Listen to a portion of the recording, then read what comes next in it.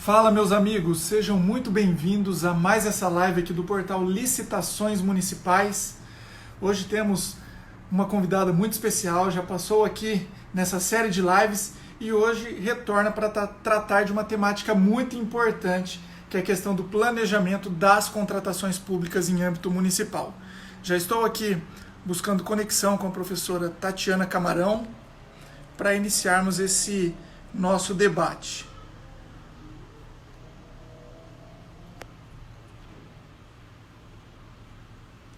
Não sei se foi coincidência, mas essa nossa live já estava planejada há um certo tempo e na data de hoje saiu a publicação no Diário Oficial da União sobre a Instrução Normativa número 40 de 2020, que dispõe sobre o estudo técnico preliminar.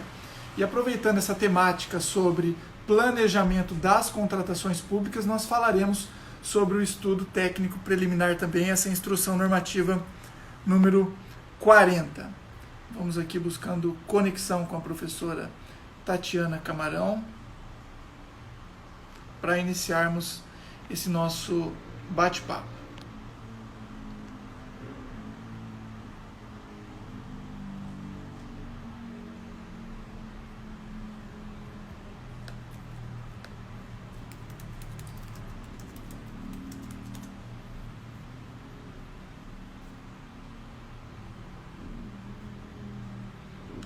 Estamos aqui no aguardo da conexão e a gente já inicia. Agradeço aos amigos que encaminharam as suas dúvidas via direct. E eu espero que a gente consiga dirimi-las durante esse bate-papo.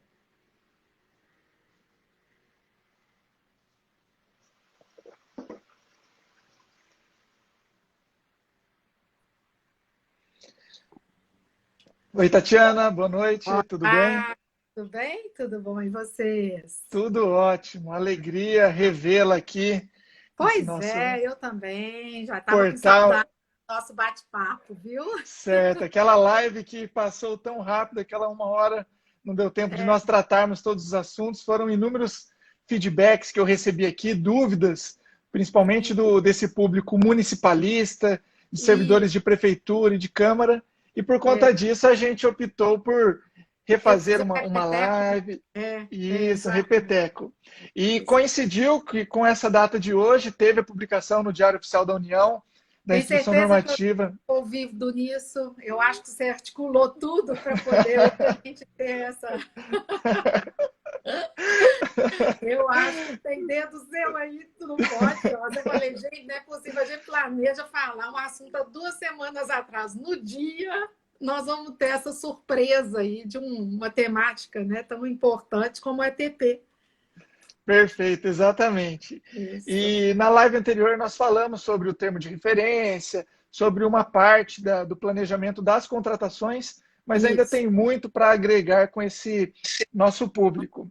E eu Uhum. gostaria que você tecesse essas considerações iniciais sobre essa temática, o que você julga importante nesse período de pandemia. Afinal de contas, tem muita gente preocupada com a Lei 13.979, porém as contratações convencionais elas não param, as demandas são cíclicas da sociedade e o poder público precisa contratar a todo momento.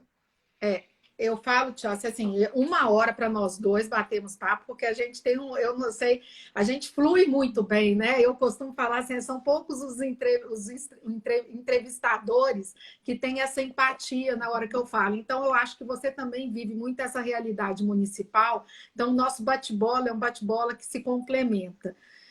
Tem muita coisa para ser falada e eu vejo hoje assim, para além dos contratos que já estão em vigor, que tem que se ter uma atenção com relação a eles, eu estou mais preocupada com o retorno das atividades. Né? A gente está aí com os contratos e eu quero, no finalzinho, falar um pouquinho desse planejamento também, que em vista até de um trabalho desenvolvido por mim e pelo professor Rodrigo Pironti, que é Perfeito. a retomada do serviço público, o planejamento disso. Então, eu vou pincelar um pouco todas essas situações, mas a gente tinha comentado de falar hoje do planejamento, então eu vou me permitir iniciar comentando o que eu penso do planejamento, o que está acontecendo com essa questão do planejamento. Ela nunca teve tão em voga, ela nunca foi tão falada como nos últimos, digamos assim, no último ano. Por quê? Porque ela vem com PL, né? Ela tem aquele. O PL deu uma incentivada aí no pensamento desse planejamento, e a gente já viu que sem planejar nós estamos tendo resultados muito impactantes, tanto com relação ao desperdício da ineficiência, como uma possibilidade, um terreno fértil da corrupção. Então, nós vamos ter que pensar em planejamento. E é interessante, Tios, porque aqui esses que estão nos assistindo, eu quero dar boa noite, que bom, né? Nós estamos aqui com o pessoal que despende um pouquinho do tempo para poder se aprimorar. Mas o que acontece hoje com as contratações públicas? Nós temos uma engrenagem. E essa engrenagem é que a gente precisa compreender como é que ela funciona. E se nós temos aqui uma engrenagem, então nós temos um momento do planejamento, um momento de selecionar fornecedores, um momento de gerir aquele que nós escolhemos, a execução que ele vai fazer com relação ao objeto que escolhemos, e, ao final, ainda verificar o interesse público atingido. Então, esta engrenagem, talvez a gente tenha que ter essa visão mais amplificada, mais sistêmica, porque às vezes a gente se apega muito no operacional. É aquela questão do nosso dia a dia. E isso não pode mais ser pensado de uma forma tão obtusa, de uma forma tão limitada. A gente tem que pensar nesta engrenagem como um todo e no reflexo dela dentro de... Vamos imaginar assim, essa engrenagem dentro de um carro, porque é dentro da administração pública. Então, é aí que se fala em governança das contratações públicas. Então, nós temos que pensar para além disso. E onde me preocupa a questão do planejamento? Porque a gente sofre com a falta de planejamento, num primeiro momento, porque nunca foi dada atenção necessária a esta fase que precede se pensar as contratações. Na Lei 8666, como eu já vou repetir aqui, a gente tem um momento que se fala em planejamento, que não tem a ver necessariamente com essa etapa, fala do o serviço de planejamento do artigo 13. Então, a gente não tem uma preocupação em planejar. Bem, se você não preocupa em planejar, isso com toda certeza é o início da nossa engrenagem, ela vai travar. E ela passa a travar as próximas etapas. Ela vai repercutir nas próximas etapas. Então, nós temos hoje, portanto, este momento do planejamento, ele está sendo, digamos, ele está recebendo aquela atenção que deveria ter sido merecida, ou seja, deveria ter sido dada desde o início, desde a concepção da lei hoje que rege as contratações públicas. Quando eu falo em planejamento, eu estou falando necessariamente em quê? Em se pensar no que vai contratar, em se estudar a necessidade da contratação, em se saber o que vai contratar. Na administração pública, a gente não tem a performance, não tem, digamos assim, o costume de se preocupar efetivamente, primeiro, se precisa. Segundo, se precisa, o que precisa. Como precisa, então nós temos que fazer uma série de avaliações para poder chegar naquela resposta à necessidade que a gente almeja, que a gente tem. Então, o que me preocupou é se você falar assim, nossa, Tatiana, o que está acontecendo hoje? Hoje nós estamos criando etapas, e aí vem a minha preocupação, são criar etapas demais. Porque aí nós precisamos compreender quais as etapas que fazem, né? Quais os momentos que nós temos nessa fase do planejamento que a gente precisa hoje executá-los. Então, nós vamos ter lá. Primeiro, nós temos que pensar planejamento estratégico. Ué, mas nós temos planejamento estratégico? Todo órgão deveria ter. E, às vezes, esse planejamento estratégico, ele existe no papel, mas ele jamais é levado em consideração quando da realização das atividades. E é interessante porque o Tribunal de Contas da União vem se manifestando reiteradamente, mostrando, olha, há uma preocupação do tribunal no sentido de que o planejamento estratégico ele fica exclusivamente no papel. Não há uma preocupação em se contratar alinhado ao planejamento estratégico.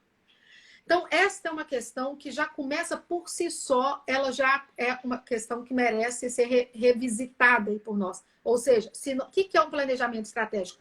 São aquelas ações, aquelas atividades que a organização elegeu e que são atividades que toda a organização ela vai perseguir, ela vai fazer de tudo para que seja alcançado. Então, se é isso que foi definido como prioridade na organização, eu tenho que ter todas as minhas contratações alinhadas a esta prioridade. Então, ponto 1. Então, nós temos lá o planejamento estratégico e dele decorre o plano anual de contratações. O que é o plano anual? É aquele que precede o exercício financeiro seguinte. Então, nós vamos ter no ano produzido aquele plano anual que vai valer para o exercício seguinte, e ele me traz várias vantagens, porque eu vou poder ter a tranquilidade de alinhar com o planejamento estratégico. Eu já vou divulgar o plano de tal modo que os fornecedores eles já vão olhar o plano e falar assim, ó, aquele órgão está prospectando contratar esses objetos. Então, ele também vai poder se planejar. Além disso, quando eu divulgo previamente um plano de uma contratação que vai vigorar para o ano seguinte, eu já tenho lá, por exemplo, uma forma de fazer um controle social. Porque eu vou estar lá apontando, ó, ali tem uma contratação que não me aparece a melhor para este momento, para esta realidade, para essa necessidade. Eu, como controle social, posso ir lá apontar. Então, o plano anual de contratações ainda figura como uma possibilidade de nós agregarmos todas as necessidades das unidades daquele órgão e fazer as compras compartilhadas. Então, são várias as vantagens do plano anual de contratações. Então, dito isso, feito o plano anual de contratações, o que eu vou ter aí que me preocupar? Bem, eu vou buscar, eu tenho lá planejado, eu tenho que contratar, por exemplo, que eu vou pegar aqui um exemplo que está lá no nosso livro, eu vou contratar um circuito interno de vigilância. Será que eu vou comprar o circuito interno? Será que eu vou contratar a prestação de um serviço? E por quê? Porque tem diferença até orçamentária. Se eu for comprar um circuito interno, eu entro no orçamento investimento. Se eu for contratar a prestação de serviço, eu entro em custeio. Até isso eu tenho que pensar. Por quê? Porque senão eu reduzo o meu investimento ou eu reduzo o meu custeio. Ah, não, Tatiana, eu vou comprar um computador. Eu tenho que saber qual é a tecnologia que está mais avançada ou que se adequa melhor. Não adianta eu comprar aquilo que extrapola o que eu preciso, como teve outro de um acórdão que um determinado município contratou um vídeo, recurso de convênio, tem que gastar tudo, vamos contratar um vídeo. Contratou em Ultra HD o vídeo. Quando foi ver o equipamento que eles tinham, era em Full HD. Ou seja, muito menor do que o que foi contratado. Então, eles tinham que ter feito um estudo prévio antes. Qual é a minha necessidade? O que eu estou buscando? O que se adequa à minha realidade? Eu estava rindo outro dia, que me contaram num posto de saúde agora, compraram um ventilador. Eu comentei isso com você dos nossos papos? Acredito que nesse caso não. Aí compraram um ventilador. E aí compraram o ventilador mais potente que tinha no mercado. O ventilador, sabe aquele ventilador the best?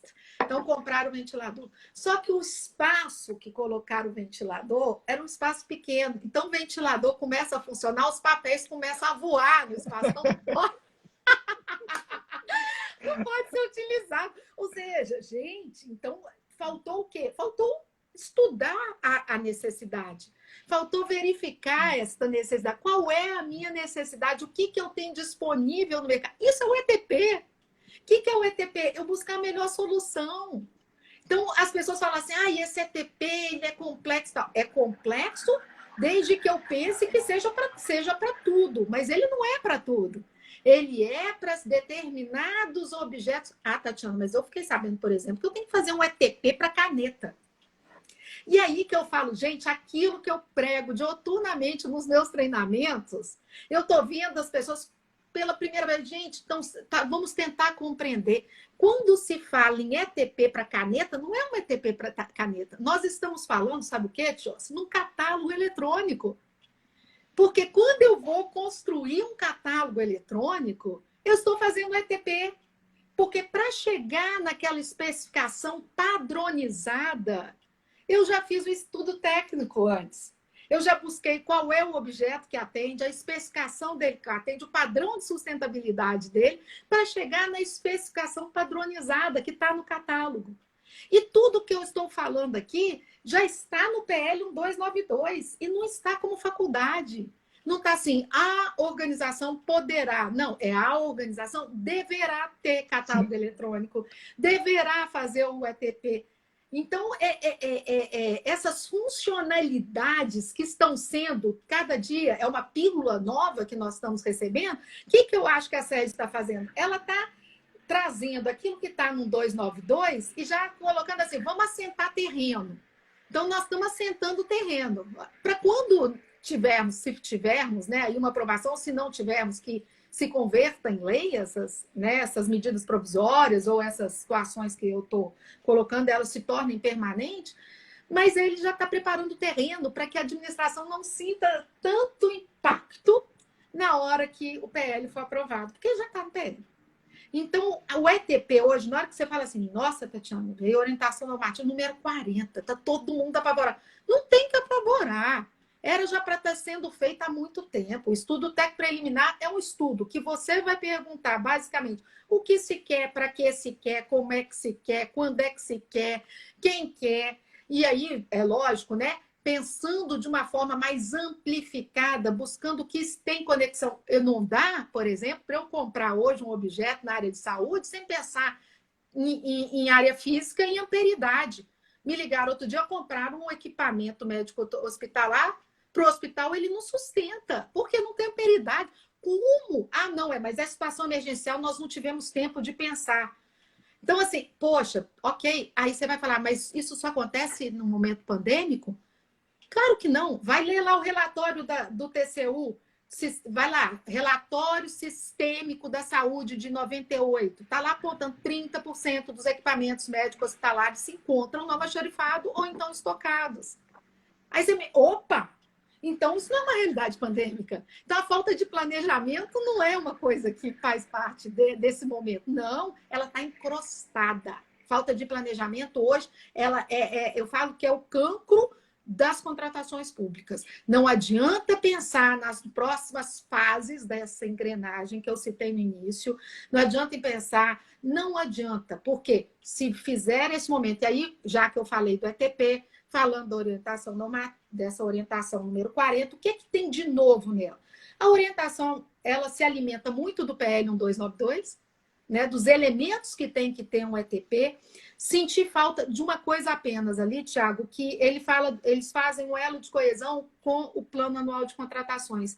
Eu senti que fez falta, e talvez não seja em âmbito federal, mas para os outros entes que podem se aproveitar e aderirem à utilização desse ETP digital, que é lembrar de que o ETP tem que estar alinhado com o planejamento estratégico. Eu tenho falado isso de forma assim, cansativa.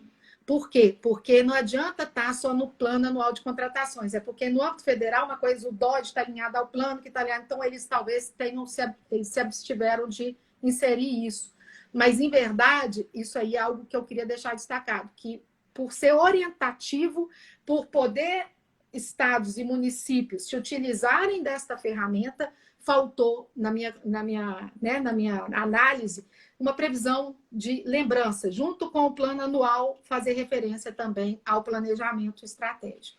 Mas, de mais a mais, se eu verificar aqui, eu fiz algumas anotações, eu não vi nada que eu pudesse falar, poxa, tem alguma coisa de extraordinário. Inovadora, né? Não, Agora, como eu disse, não é para usar para tudo. Agora, Tatiana, as situações de dispensa de valor, tá lá, não precisa. Dispensa em função de valor, até, vamos dizer, hoje até 50 mil, até 100 mil, não precisa. Perfeito. As contratações emergenciais, óbvio que não. Por quê? Porque já está bem claro que ela não se comporta com essa elaboração deste documento, porque a solução ela tem que sair de imediato. O reporte é imediato. A questão dos contratos continuados, a gente tinha essa dúvida, até o Tribunal de Contas estava passando a exigir, que bom que deu uma clareada, que não, óbvio, só já fez um estudo técnico, vendo que aquela é a solução, no meio do caminho, eu vou falar, não é mais a solução, eu tenho que fazer novo estudo. Não, você vai prorrogar o contrato, a solução já está lá na origem. A questão, por fim, né, que nós temos aí de remanescente de uma contratação, no mesmo caso. Se eu tenho uma execução contratual, não faz sentido eu fazer um ETP. Eu vou continuar executando o contrato. Então, o que eu vislumbro hoje, olha, não tem nada diferente. O princípio do planejamento ele tem que ser, hoje, um dos pilares mais... É uma das vigas mestras dessas contratações. Né? E tudo que eu estou colocando aqui dessa instrução normativa, eu não vejo nada de diferente você possa falar, não, hoje nós vamos ter que pensar de forma... Não. E como eu disse, a questão das compras, porque o grande... vou comprar uma caneta, tenho que fazer ATP. Não tem. Agora, o que você tem? Que padronizar as contratações dentro da sua organização.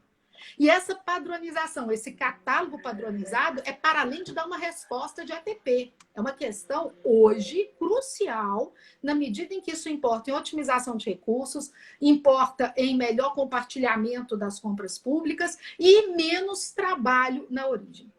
Então, esse trabalho que é feito na origem, cada hora chega 10 pedidos de caneta, cada uma com uma especificação diferente. A gente tem uma linha de produção diversificada dentro da organização, sem saber o que quer, o que não, com desperdício de não utilização. Definitivamente, isso tem que acabar. Então, a padronização, o catálogo eletrônico é o nosso ETP para as compras públicas. É isso que tem que ficar claro, entendeu? Não, perfeito, Tatiana. Nós precisamos, de fato, racionalizar as contratações. E o que você defendeu aqui nessa parte preliminar, eu venho há muito tempo já também nos treinamentos, nas aulas, defendendo que a contratação pública ela deve partir de uma análise sistêmica, ser compreendida como uma engrenagem, porque, no mínimo, eu consigo dividir em 3 etapas. Fase interna de planejamento, que é essa que nós comentamos, tem a fase externa, que é a escolha do licitante, a fase do certame, e tem a fase de execução contratual. Infelizmente, o que a prática vem demonstrando é que a licitação ela se tornou um fim em si mesmo. Está todo mundo preocupado ali com o edital, com as especificações, com as exigências, com cláusulas restritivas ou não, e isso como se o fato de uma empresa vencer o certame, aquilo fosse o suficiente para que determinada política pública eventualmente fosse, de fato, implementada, se o interesse público fosse resguardado, e a gente sabe que não funciona assim.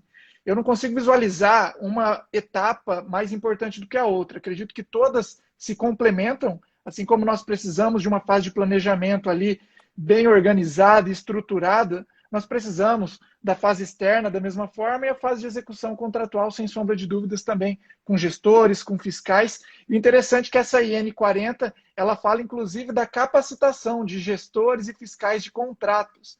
Então eu tenho percebido uma sensibilidade por parte dessas pessoas que estão envolvidas nessas novas normas, a exemplo do Decreto Federal 10.024, que trata do novo pregão eletrônico, ele também fala do plano de capacitação dos servidores públicos. Isso, sem sombra de dúvidas, contribui e colabora de forma bem efetiva para o próprio planejamento das licitações. Mas você tocou em um ponto bem sensível, que é a questão do plano anual de contratações. Só que o que eu venho percebendo é que, em âmbito municipal, isso ainda não é realidade. Eu gostaria de saber a sua opinião, como que nós fazemos para que, de fato, o plano anual de contratação ele se torne uma realidade no âmbito dos municípios. Antes eu vou até aproveitar, só para eu fechar o ETP aqui, uma situação que eu acho que vale a pena, porque você citou aí a questão do pregão eletrônico. Como eu disse, não é novidade, né? Isso, inclusive, está no decreto 10.024, que os municípios estão hoje cada vez mais evoluindo para a adoção dessa, né, dessa modalidade do pregão eletrônico, até por uma imposição agora pandêmica, nós não temos nem como nos esquivar, e no decreto 10.024 tem lá descrita a necessidade da fase de planejamento se fazer presente o ETP. Então, estou aproveitando esse gancho só para fechar o ETP. Perfeito. Mas você está falando do plano anual de contratações, realmente é uma deficiência que nós temos nos municípios. E isso para mim, é muito claro que o que nós precisamos hoje conscientizar os municípios. É muito mais vantajoso para os municípios em todos os aspectos, e aí eu falo dos servidores, inclusive, dos trabalhos que eles têm, que eles façam um plano anual de contratações. E por quê? Porque quando feito o plano anual de contratações, eles vão deixar de ter, primeiro, aqueles pedidos reiterados que vêm de forma que se abstém do planejamento, que tem que ter uma resposta rápida, quase sempre feita com dispensa de emergência, o que é um risco para quem está ali no front. Então, isso evita, inclusive, a responsabilidade civil, criminal e administrativa dos servidores. Porque quando chega lá no servidor, chega assim, eu preciso disso aqui para amanhã. E feito o plano anual, as unidades elas vão ter que informar previamente quais são as suas demandas. E a partir daí tudo fica mais fácil, porque você vai implantar os processos licitatórios quase sempre por meio de regime de preço, vai ficar com aquela tabela disponível durante um ano, vai se fazer o pedido de acordo com a necessidade, vamos ter os compartilhamentos ali daquilo que é comum entre as áreas, a Secretaria de Saúde, Secretaria de Administração, com a Secretaria, enfim, nós vamos ter o que é comum partilhado, que ganha-se na economia de escala. Aí, Tatiana, qual que é a dificuldade? Não consigo compreender a dificuldade, sabe por quê? Nós temos uma instrução normativa número 1, em âmbito federal, que ela é quase que um checklist, que pode ser para número item. É lógico, aí mais uma vez eu volto da necessidade do catálogo para padronizar as especificações internamente. Então, tem especificação do objeto quantitativo, justificativo, acabou. Isso passa para a área de licitações, que vai condensar essas informações e criar um plano que vai ser validado pela autoridade competente. Agora, o que é preferível? Isso ou você está lá na área de licitação e a todo momento chegar picado os pedidos, você tendo que correr o risco de um fracionamento, fazer vários processos licitatórios, ter os desgastes dos processos que vão e voltam, fora os desgastes normais de uma operacionalização do processo licitatório, ou seja, no lugar de um você faz 10. Eu não consigo compreender. Então, talvez eu veja hoje assim, bom, é óbvio que falta governança, é óbvio que falta boa vontade, comprometimento da alta administração, é óbvio que falta o apoio visível e inequívoco. Isso eu não tenho... Agora, eu preciso que o dirigente se conecte também, que é o CPF dele que está envolvido. É ele que está patrocinando esse desarranjo. Então, hoje, o que eu preciso? Olha, vamos lá. A gente precisa compreender que os servidores necessitam vender esta ideia de uma forma mais convincente. Por quê? Porque é importante principalmente para eles. Para além de ser para a organização. E agora, dificuldade, falar que há dificuldade em se fazer um planejamento anual de contratação, dificuldade se tem é do ir e vir de um processo licitatório. É o desgaste de você ter que ter uma medida tomada para o dia seguinte. É o desgaste de fazer uma dispensa de emergência com uma arma no pescoço com os órgãos de controle. Isso, para mim, é desgaste. É o não dormir. Então, esse tipo de situação, eu não consigo realmente, se você falar comigo, Tatiana, o que acontece? Só uma terapia coletiva dentro das organizações para resolver. De fato, Tatiana, porque na verdade o que eu percebo é que as demandas, na sua grande maioria, elas são cíclicas. Então, ano a ano, elas se renovam. É difícil alguma demanda extraordinária. Talvez nesse período pandêmico tenham surgido algo que eventuais municípios ou órgãos públicos ainda não tenham licitado no passado. Mas, via de regra, eles apenas renovam aquelas suas contratações. E é sempre aquela dificuldade para planejamento, para definição de quantitativo, para justificativa, para especificações. Eu tive acesso essa semana aqui no meu escritório a alguns julgados, decisões dos tribunais de contas sobre medidas cautelares que foram concedidas. E muitas delas em razão justamente dessa falta de planejamento, de justificativas e motivações pertinentes com aquela decisão que foi adotada, com aquela especificação que foi escolhida, dentre tantas existentes no mercado. E o Tribunal de Contas, antes de eventualmente conceder uma liminar, ele sempre abria para que o município se pronunciasse, me apresente a fase interna, demonstre qual foi o estudo realizado, a pertinência, só que não existe nada disso. Então, por conta disso, processos são suspensos, revogados, anulados, são relicitados, tem todo aquele custo operacional para instaurar uma nova licitação e quem perde é a própria sociedade. Então, planejamento, sem sombra de dúvidas, é algo que ainda carece na administração pública. Eu vou pegar um gancho aí, o que eu me preocupo hoje? Essa questão do quantitativo, você está falando em série histórica. É muito interessante que as pessoas não preocupem em fazer uma aferição dos seus quantitativos parametrizados na série histórica. Então, assim, qual é o meu quantitativo? Ô, Marlene, quanto é que a gente pode gastar aí no ano? O quê? Como? Cadê a série histórica? Que série histórica, Tatiana? Quanto você gastou? Onde é que você pode ver isso? Você pode ver isso na sua diretoria financeira. Você pode levantar no seu... Você vai ter um quantitativo, você tem uma informação de quanto você gastou no ano passado. Aí você sabe o que faz, Tio? Chegou o quanto gastou. Chegou o quanto gastou, pega lá. Ah, gastei X. Vai que precisa. Ou seja, você nesse momento de restrição fiscal, momento de falta de financeiro, porque você tem um orçamentário, mas você não tem um financeiro, é mais do que nunca necessário fazer um levantamento da série histórica, tentar ver o que efetivamente é necessário, fazendo cortes para poder adequar à realidade do que nós estamos vivendo. Isso já deveria estar sendo feito anteriormente, mas agora virou uma necessidade. Nós temos que fazer avaliações sérias, voltadas para a situação fiscal daquela organização e não uma reprodução de série histórica sem nenhum critério efetivo de avaliação da real necessidade. Então, isso tem... eu queria deixar esse ponto aqui como alerta aí para as organizações. Perfeito. Essa questão do quantitativo, ela faz toda a diferença porque impacta diretamente na competitividade. Dependendo do quantitativo, tem licitante que ele vai deixar de participar porque ele não acredita ter capacidade, logística para entregar aquele quantitativo que eventualmente foi licitado. E também, de outro lado, existem aqueles licitantes que eles criam uma expectativa num quantitativo que foi fixado no instrumento convocatório e no campo prático acaba o poder público, principalmente no âmbito do registro de preço, não adquirindo nem metade ou sequer qualquer quantitativo. Então, isso acaba afastando muitas vezes bons licitantes, reduzindo a competitividade. O que eu tenho percebido no campo prático, eles pegam praticamente um Ctrl+C, Ctrl+V. O que foi licitado no ano anterior, simplesmente reproduz ou até acresce um determinado quantitativo, quando na verdade deveria buscar no setor contábil o que de fato foi executado, o que de fato foi consumido, através desse estudo, para que as próximas licitações sejam efetivamente organizadas. Tatiana, eu recebi um questionamento, ele é bem pertinente, por conta dessa IN 40 que surgiu, que pode ser que ela cause muitas dúvidas na diferença entre o estudo técnico preliminar e o termo de referência.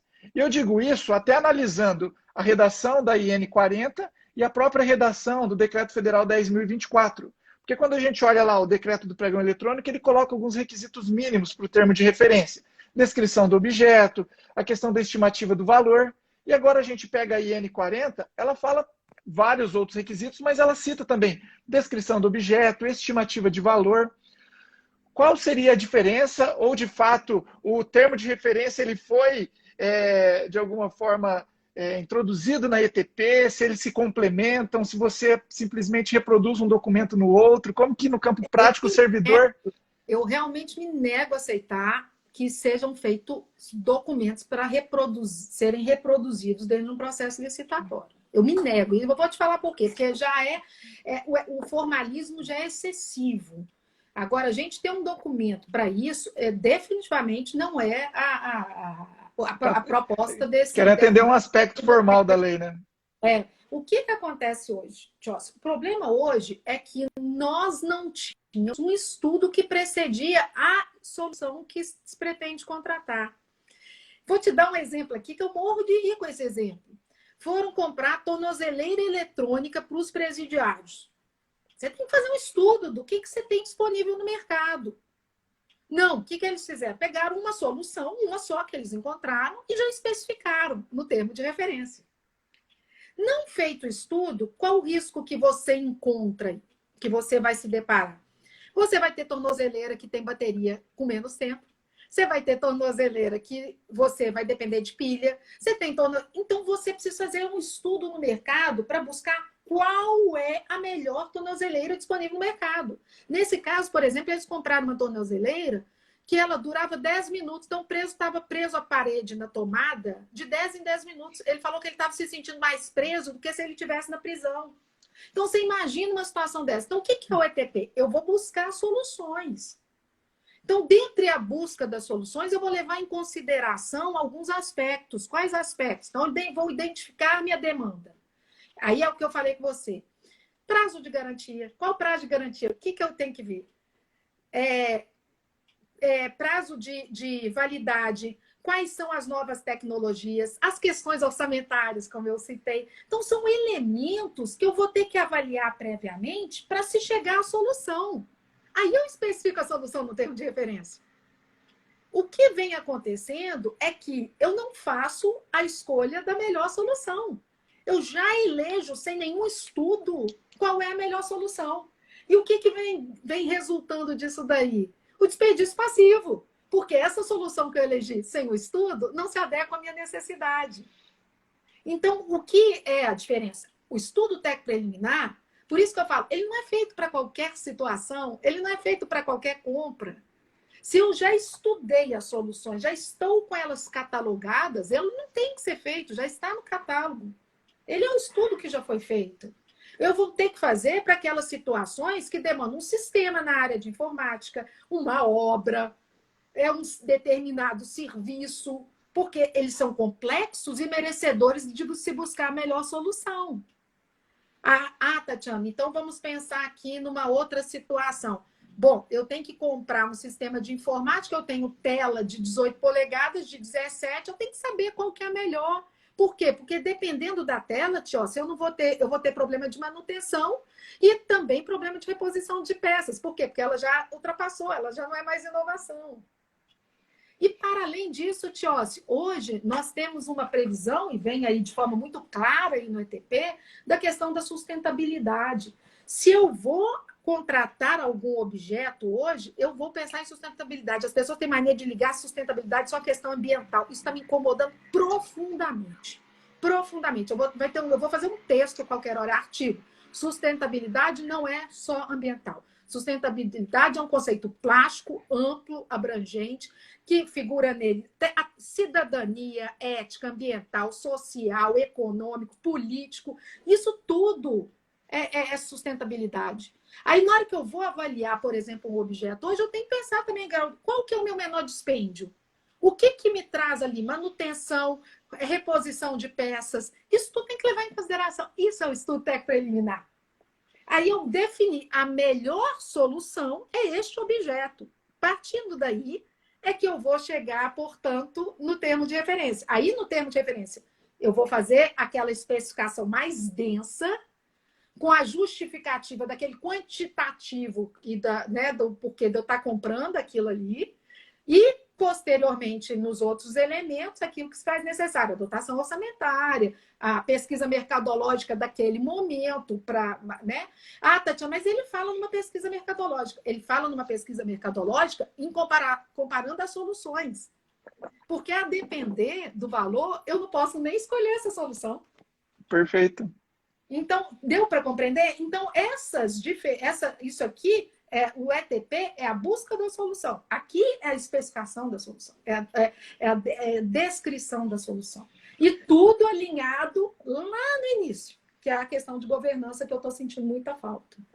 Perfeito, mas o que eu percebo, Tatiana, é que existe uma criminalização nesse diálogo prévio entre a administração pública e fornecedores. O poder público ele não conhece o mercado, ele não, ele não vende bens, ele não comercializa produtos, ele não presta serviços diretamente via de regra, e ele tem esse receio de conversar com o particular sob pena de alguém eventualmente falar que existe algum tipo de conluio, algum tipo de beneficiamento, mas a gente precisa de alguma forma, nos aproximar, servidores públicos e administração privada, porque esse diálogo, sem sombra de dúvidas, é o que auxilia na construção de um estudo técnico preliminar, de um termo de referência, de um instrumento convocatório. O que não pode é o que você acabou de comentar.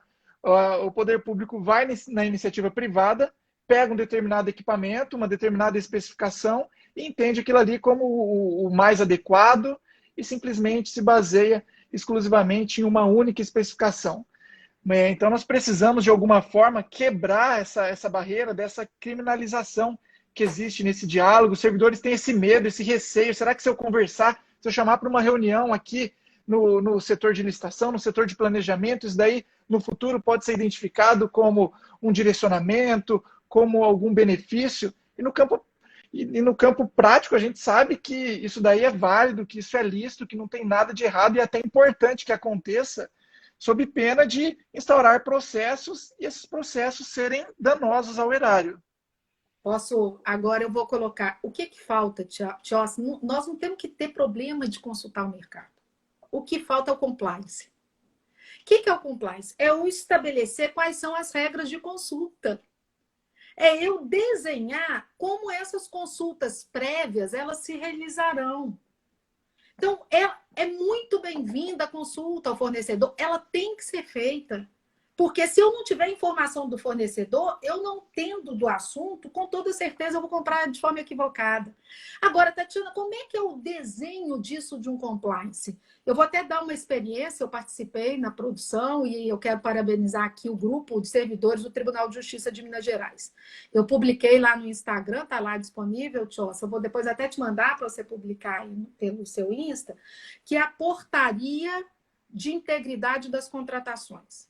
Como é que essa portaria ela vai ser desenhada? Ou seja, como é que os servidores reunirão com as empresas? Eles reunirão como? Eles farão um chamamento que pode ser feito de forma pública, marcado tantas horas, reduzido a termo. O que não pode é eu sentar com o fornecedor e desenhar o que eu quero dentro de uma sala. Fazer isso de forma fechada. Então, assim, Tatiana, então eu posso reunir com os fornecedores? Sim, o que for deliberado vai constar em ata, deve se reunir quando tiver dúvida, deve se chamar para um diálogo, né, com esses fornecedores, porque os fornecedores vão poder te apontar, os prestadores de serviço, o que é a melhor solução para o seu problema, para a sua demanda. E digamos assim, esse passo a passo, esses cuidados, esse compliance é que tem que ser feito. Do mesmo jeito, depois da contratação, da gestão e fiscalização de contratos, na hora que começou a contratação, até inaugural com o fornecedor, no mínimo a presença de dois servidores.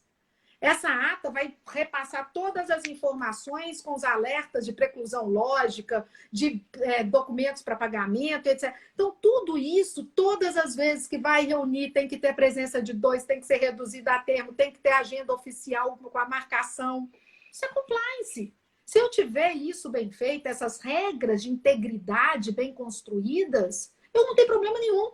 O problema hoje é que tudo que estava sendo feito não tinha esse cuidado, esse invólucro de cuidado para poder ter essa participação muito bem-vinda digamos, dos nossos parceiros, que são os prestadores de serviço. Eu não posso rotular os prestadores de serviço como nossos inimigos de forma alguma. Eles são nossos parceiros. Eles é que ajudam a movimentar. E me encaminha, assim, esse material que eu divulgo aqui, porque, de fato, faz toda a diferença. Eu venho percebendo que esse distanciamento está ainda maior hoje, porque o que acontecia, na maior parte dos casos, em algumas situações, os orçamentos, principalmente, eles eram solicitados para determinada empresa, e aquela empresa, em determinados casos, ela ficava responsável por conseguir outros orçamentos, aqueles 3 famosos orçamentos, e os tribunais de contas, os órgãos de controle externo, bem atuantes, vários acórdãos do TCU, aqui no estado do Paraná também tem um que é bem emblemático, que a regra é a pluralidade nas fontes de consulta, cesta de preços aceitáveis. E as cotações diretas com fornecedores, elas são assim recomendadas em último caso. E por conta disso, eu venho percebendo um distanciamento ainda maior do poder público, que agora ele já não pode mais nem cotar diretamente com o fornecedor, porque antes ele tinha essa cotação como regra, agora ele utiliza banco de preço, ele utiliza o portal de transparência, atas de registro de preço, preços na internet, tantos outros parâmetros, e daí agora ele tem aquele medo de recorrer ao fornecedor. Mas com esses requisitos, com compliance, com integridade, sem sombra de dúvidas, isso daí é muito salutar para a administração pública. Mas, Tatiana, nosso tempo está bem avançado aqui e tem É com você que nós não íamos conseguir cumprir. E tem um tema que eu estou muito ansioso para ouvi-la, inclusive foi fruto de um excepcional trabalho que você fez em coautoria com o professor Rodrigo Pironti, que é o plano de retomada pós-crise Covid-19.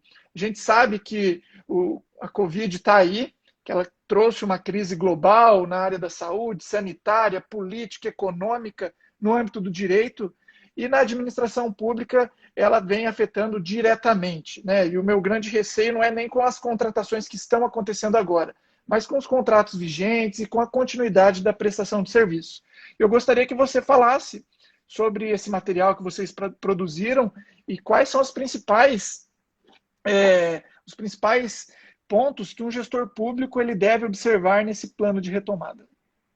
Eu vou falar de forma bem sintética e didática. O material ele é um material que realmente ficou bem interessante, porque ele traz um plano, a necessidade de se criar um comitê dentro das organizações para que essas organizações comecem a pensar na retomada do serviço público. Porque nós tivemos o apagão de um dia para o outro, sem nenhum tipo de planejamento para isso, afinal de contas, tudo inesperado. Mas agora a gente tem que se planejar para retomar. Mesmo porque nós temos aí uma questão que é vital, que é a saúde, né? Dos usuários do serviço, dos servidores, enfim. Então, nós temos que tomar essas medidas. Então, com esse contexto, a gente precisa se planejar, olha a palavra planejamento, né? Precisa se planejar para retomar as nossas atividades. E quando a gente pensa no planejamento, a gente não pode pensar, bom, como é que nós vamos fazer esse planejamento? Então, o que nós temos que levar em consideração? Foi esse, né? Vamos criar um comitê. E esse comitê vai ser abastecido com grupos setorizados aí por assuntos que vão poder, portanto, atuar de forma independente e harmônica para poder preparar a volta. Porque quando eu vou pensar em volta, eu vou pensar em quê? Questões de sanitarização. Então, vou criar lá o grupo para pensar o que é as questões. Vai ter que ter álcool em gel, vai ter que ter um espaço numa fila para atendimento de 1 metro, eu vou ter que ter todo mundo usando máscara. Então, vou ter que ter medidas com relação à sanitarização. Eu tenho que fazer um levantamento do meu orçamento e financeiro. Porque eu preciso ver, olha, qual é a minha questão financeira, qual que é a minha realidade. Não basta ter orçamento se eu não tenho um financeiro. Porque, a depender do meu financeiro, eu tenho que tomar uma série de outras medidas, inclusive que impactarão nas contratações. Então, eu falo, você tem que pensar de forma sistêmica aqui. O teletrabalho, que foi imposto de um dia para o outro, eu tenho que começar eu vou até te adiantar, o professor Walter Cunha, eu colaborei com ele, o Rodrigo Pirano, nós estamos lançando sexta-feira um e-book sobre o teletrabalho. O que tem que se planejar aí, pensar com relação ao planejamento do teletrabalho. Então, o teletrabalho é algo que também tem que ser construído dentro das organizações, porque ele veio para ficar. Não imagino mais hoje as organizações vivendo sem o teletrabalho. Muito antes vai ser exceção não termos o teletrabalho. Então, o teletrabalho ele vai ter que ser uma preocupação hoje dentro das organizações.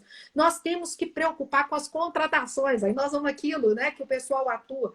Bom, aí nós pegamos as contratações que nós temos nos órgãos. Tatiana, o que nós podemos fazer? Bom, de acordo com a Lei 866, nós podemos suprimir, nós podemos acrescer, nós podemos suspender. Isso está na lei. Tatiana, mas a minha solução não tem amparo legal. mas eu tenho a LINDB, né, o artigo lá, que vai me dar uma blindagem para eu tomar uma medida de pagar, ainda que eu não tenha execução do serviço. E por quê? Porque tem uma função social do contrato.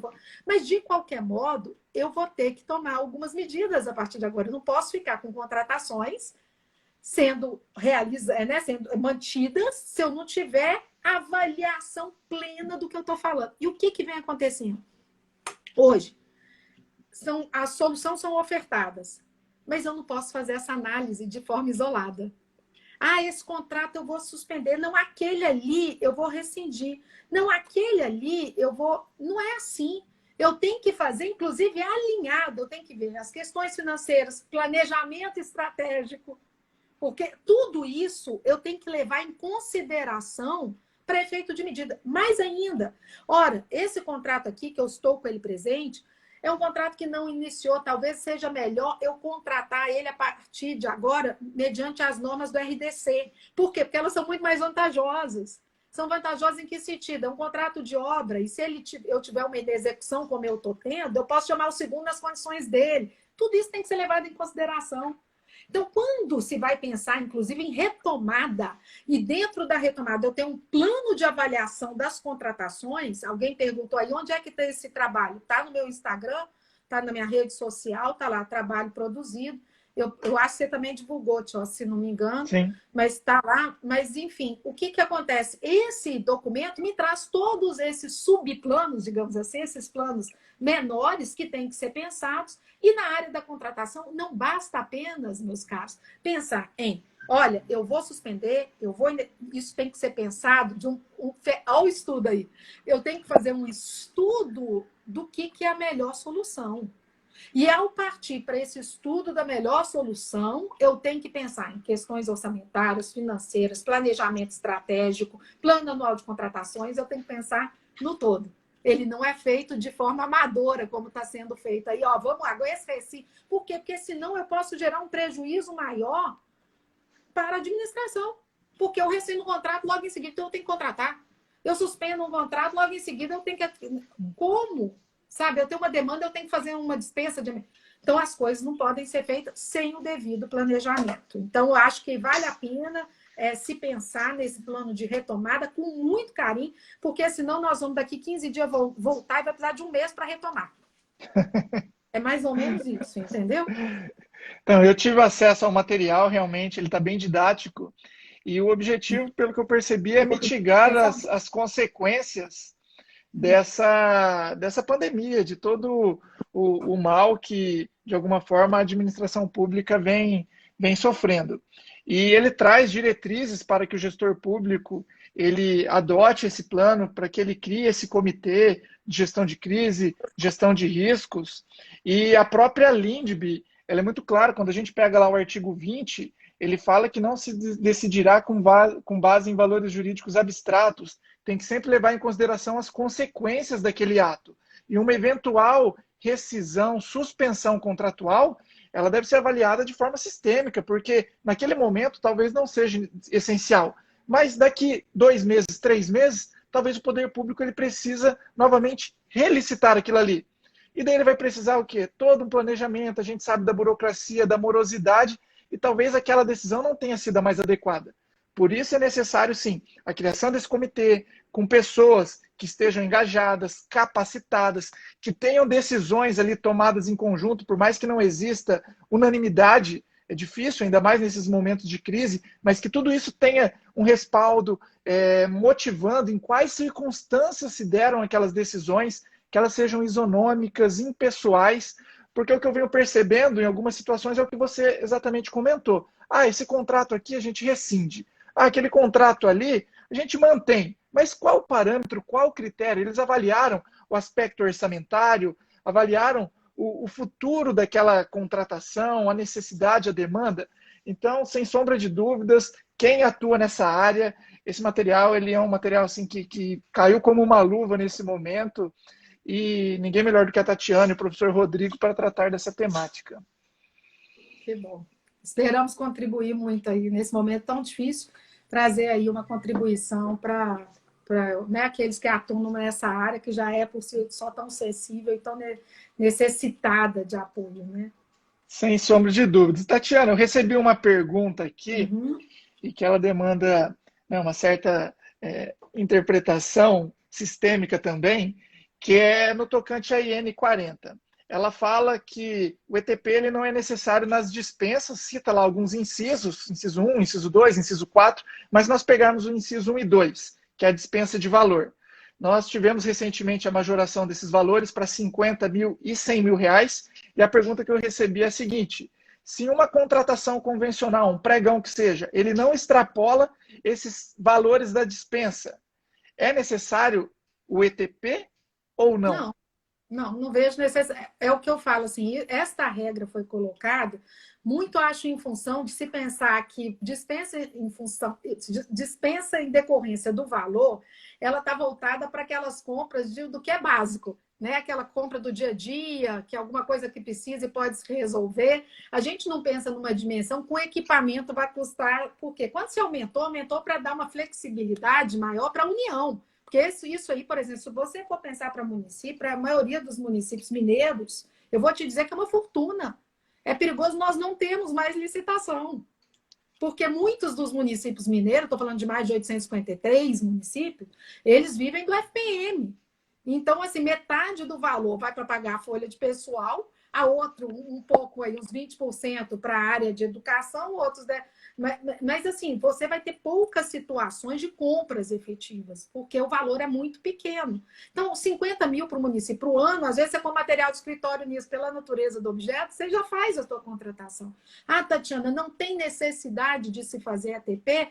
Bom, é porque o pensamento que se tem é o pensamento que nós estamos lá no âmbito federal, que eles compram questiúnculas, produtos pequenos, sem nenhum tipo de resultado efetivo, de ser um equipamento, de ter uma prospecção nesse sentido. Não, agora o município vai comprar um ultrassom, sei lá quanto que é, vou pensar aqui, um equipamento aí de 49 mil reais. Tem que fazer um estudo. E tem por quê? Por todas as razões que eu já disse aqui. Eu tenho que buscar a melhor solução, aquela que melhor se adequa.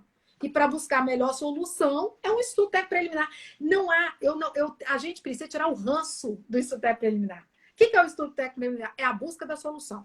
E isso tem que acontecer, independente de valor. Eu não posso, eu tenho que acabar com essa coisa de definir. Eu tenho um município que está lá, 400 ar-condicionados parados, porque não tem amperidade para suportar os 400, esse número de equipamentos. Não tem por quê? Porque não fez isso até preliminar.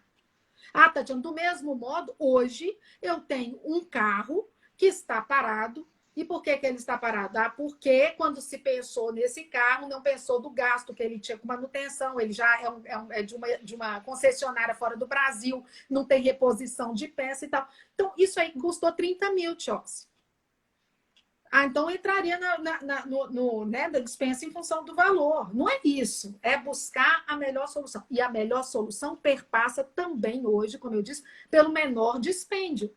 É isso que a gente tem que começar a conectar. O menor dispêndio está onde? Está configurado no RDC, está no PL 1292. Isso está na sustentabilidade, porque é pensado berço ao túmulo. Ah, não tem na 8666. Não tem para quem não entende sustentabilidade. Porque está lá, é propósito das licitações o princípio nacional, o desenvolvimento nacional sustentável, artigo 3º da lei. Então, eu não posso comprar nada que vá violar a sustentabilidade. De pensar em sustentabilidade e pensar do berço ao túmulo, de despender um bem. Então assim, não dá para poder falar assim, Sim, o sim. valor é esse, eu preciso disso porque o valor não é assim, definitivamente. A melhor solução nós precisamos buscar independente do valor. É lógico Exatamente. que existem procedimentos simplificados para contratações de menor vulto, mas, sem sombra de dúvidas, um mínimo planejamento, um estudo técnico preliminar, dependendo da natureza do objeto, sem sombra de dúvidas, vai garantir o sucesso da contratação. Tatiana, já recebi o nosso aviso do Instagram, temos aqui 1 minuto para encerramento, então, novamente, eu agradeço a sua disponibilidade, uma alegria muito grande te ouvi-la. Agradeço o público que esteve aqui. Eu deixo aberto para você 1 minutinho, considerações finais. Bom, para variar, achei nosso bate-bola muito rico. Eu gosto demais de conversar com você. Eu acho que você consegue ter uma compreensão do mundo que eu vivo, que é esse mundo dos municípios, que é um mundo muito carente de informações. Então, eu me sinto muito à vontade de tratar desse tema. Quero cumprimentar todos aqui presentes. Eu vi vários amigos, então não vou citar porque não dá tempo, senão eu vou acabar, né, ofendendo alguém por não ter feito uma deferência aqui, mas quero cumprimentar todos os amigos, meus alunos, colegas, os seus seguidores. Estou lá no Instagram, se quiserem, né, me seguir também, me faço lá presente, divulgando. E, Tio, assim, agradeço realmente de carinho aí o convite e o acolhimento, você realmente brilha comigo e eu acho que o nosso bate-bola é sempre muito bom. Maravilha, Tatiana. Eu que agradeço. Desejo a todos um bom descanso, uma boa noite, muita saúde e até a próxima. Grande abraço. Beijos. Beijo.